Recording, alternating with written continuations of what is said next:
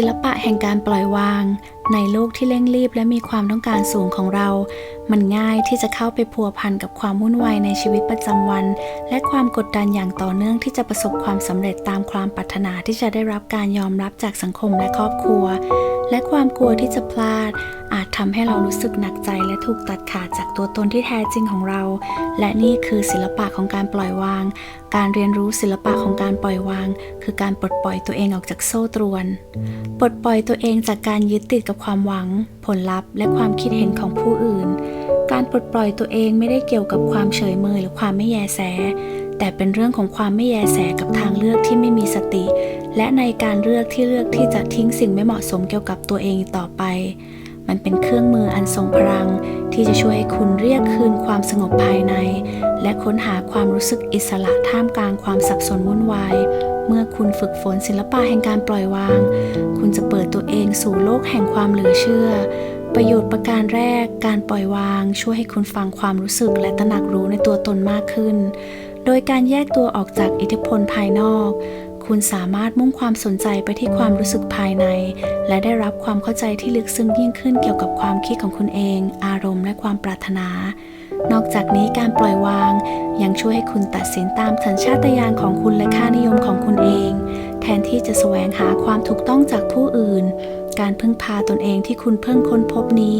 จะนำไปสู่ความมั่นใจในตัวเองที่เพิ่มมากขึ้นและความรู้สึกที่มีค่าในตัวเองมากขึ้นนอกจากนี้การปล่อยวาง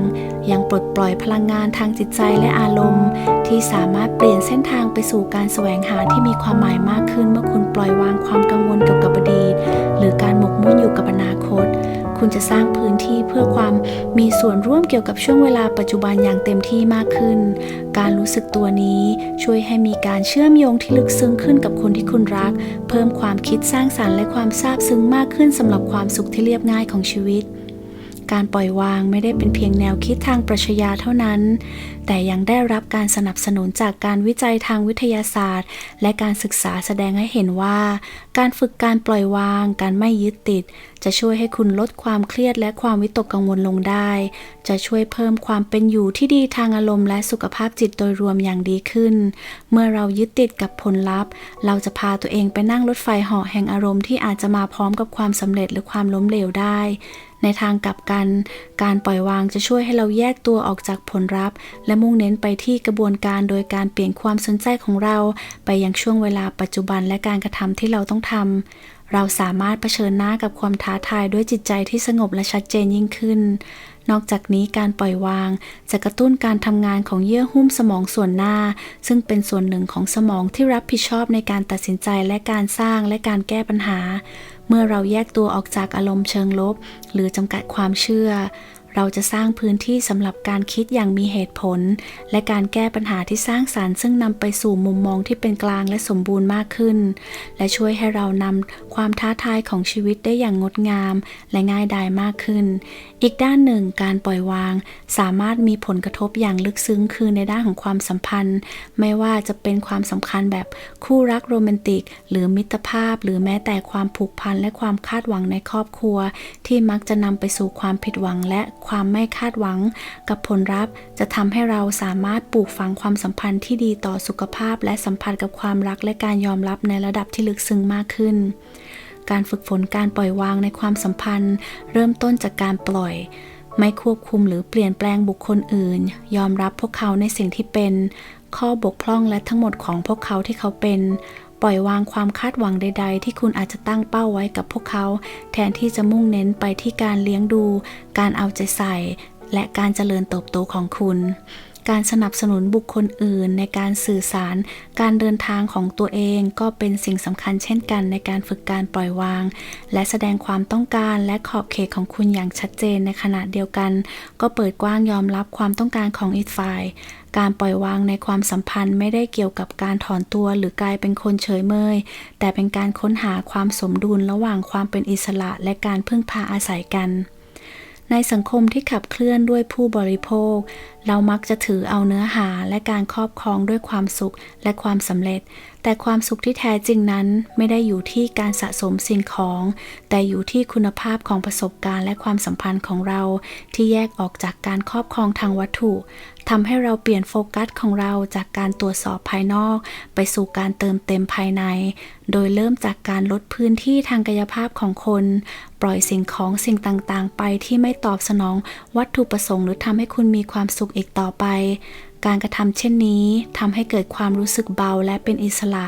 ทำให้มีสภาพแวดล้อมในการอยู่อาศัยที่กลมกลืนกันมากขึ้นการหลุดพ้นจากการครอบครองวัตถุยังเกี่ยวข้องกับการเปลี่ยนความคิดของคุณเกี่ยวกับความมั่งคั่งและความอุดมสมบูรณ์ตระหนักว่าความอุดมสมบูรณ์ที่แท้จริงนั้นมาจากภายในและสิ่งนั้นมีคุณค่าในตัวเองไม่ได้ถูกกำหนดโดยทรัพย์สมบัติของคุณฝึกรู้สึกความกตัญญูต่อสิ่งที่คุณมีอยู่แล้วและปลูกฝังกรอบความคิดแห่งความพอเพียงมากกว่าความขาดแคลน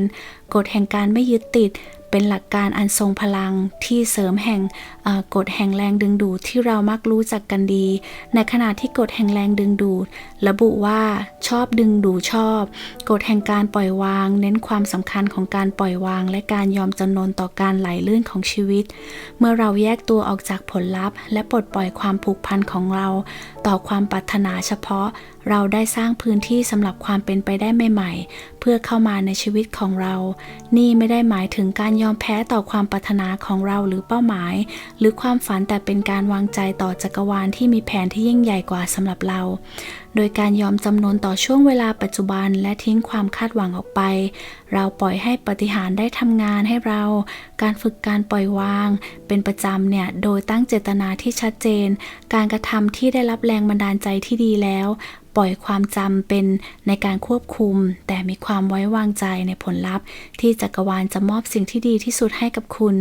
แม้ว่ามันอาจจะดูแตกต่างไปจากสิ่งที่คุณจินตนาการไว้ในตอนแรกการปล่อยวางและการสำแดงออกมาเป็นเรื่องราวเกี่ยวกับการเดินทางมากกว่าการยึดติดกับจุดหมายปลายทางและอารมณ์การปล่อยวางคือความสามารถในการสังเกตและสัมผัสกับอารมณ์โดยไม่รู้สึกหนักใจนี่เป็นเรื่องเกี่ยวกับการสร้างระยะห่างที่เหมาะสมระหว่างตัวคุณกับอารมณ์ของคุณเพื่อให้เกิดความชัดเจนและความเป็นกลางมากขึ้น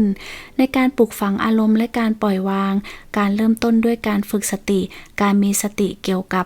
การอยู่ของอารมณ์อย่างเต็มที่โดยไม่ต้องขัดขืนหรือต่อต้านเพียงสังเกตความคิดและความรู้สึกที่เกิดขึ้นโดยไม่ยึดติดกับความรู้สึกเหล่านั้นการปฏิบัตินี้ช่วยให้คุณพัฒนาความรู้สึกหลุดพ้นจากความคิดและอารมณ์ที่หลั่งไหลเข้ามาอย่างต่อเนื่องซึ่งมักจะแย่งชิงความอยู่ดีมีสุขของคุณจากตัวคุณไปอีกหนึ่งเครื่องมือที่ทรงพลังในการหลุดพ้นทางอารมณ์คือการเห็นอกเห็นใจตนเองปฏิบัติต่อตนเองด้วยความเมตตาและความเข้าใจและยอมรับว่าอารมณ์เป็นส่วนหนึ่งของประสบการณ์มนุษย์ตามธรรมชาติฝึกฝนกิจกรรมการดูแลตัวเองที่ช่วยหล่อเลี้ยงจิตใจร่างกายและจิตวิญญาณของคุณเช่นการทำสมาธิการออกกำลังกายหรือการมีส่วนร่วมในงานอดิเรกที่ทำให้คุณมีความสุข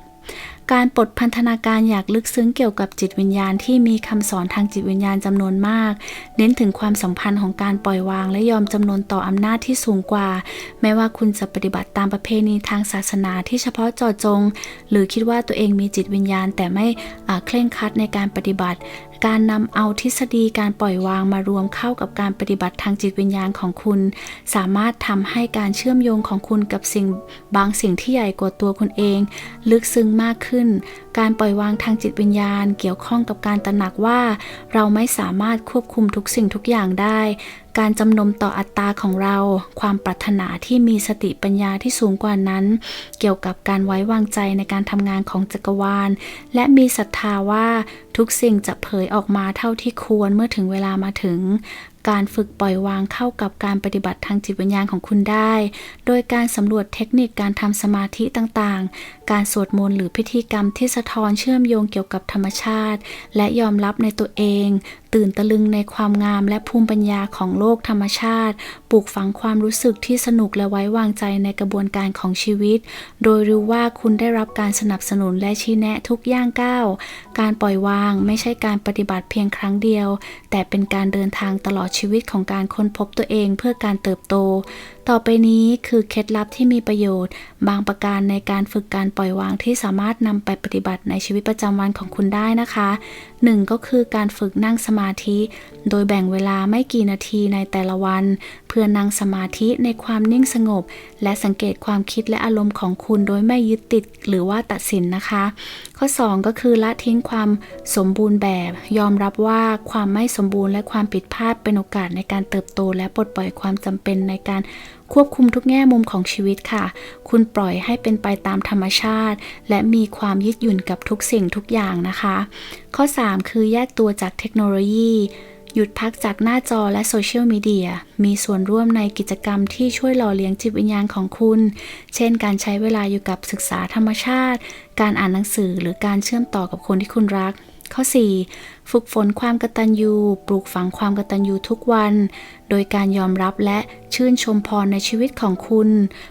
มุมมองที่เปลี่ยนไปนี้นะคะช่วยให้คุณหลุดพ้นจากการตีกรอบความคิดที่รู้สึกขาดแคลนนะคะและยอมรับความอุดมสมบูรณ์ข้อ5รอบล้อมตัวเองด้วยสภาพแวดล้อมเชิงบวกเลือกที่จะอยู่ในกลุ่มคนที่ยกระดับและสร้างแรงบันดาลใจให้คุณค่ะ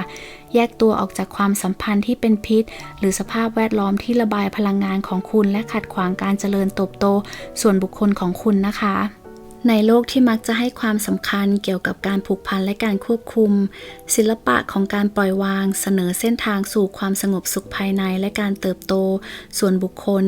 ด้วยความเข้าใจและการฝึกฝนการปล่อยวางเป็นประจำทำให้เราสามารถปลดปล่อยตัวเองจากภาระของความหวังและการยึดติดกับผลลัพธ์และความคิดเห็นของผู้อื่นการปล่อยวางเป็นประจำไม่ได้เกี่ยวข้องกับการถอนตัวออกจากชีวิตแต่เป็นการมีส่วนร่วมจากสถานที่แห่งความถูกต้องและการตระหนักรู้ในตนเองมันคือการค้นหาสมดุลที่ละเอียดอ่อนระหว่างการบรรลุเป้าหมายของเราและความปรารถนาแต่ในขณะเดียวกันก็ยอมจำนนต่อกระแสแห่งชีวิตศิลปะแห่งการปล่อยวางเป็นแนวทางปฏิบัติตลอดชีวิตและเฝ้าดูขณะที่มันเปลี่ยนความสัมพันธ์และความคิดแล้วก็ความเป็นอยู่ของคุณโดยรวมด้วยนะคะโดยการปล่อยวางสิ่งที่ไม่เหมาะสมกับคุณอีกต่อไปคุณจะสร้างพื้นที่สำหรับความเป็นไปได้ใหม่ๆที่ยิ่งใหญ่ขึ้นความสุขและความเชื่อมต่อที่ลึกซึ้งยิ่งขึ้นกับตนเองที่แท้จริงของคุณได้เริ่มขึ้นเมื่อคุณลงมือปฏิบัติและปล่อยวางนะคะหากคุณเห็นว่าคลิปนี้มีประโยชน์ฝากกดไลค์ Subscribe แล้วก็แชร์ให้คนที่คุณรักด้วยนะคะขอบคุณที่เสียสละมารับฟังวิดีโอนี้นะคะวันนี้ขอตัวลาไปก่อนแล้วเจอกันใหม่คลิปหน้าสวัสดีค่ะ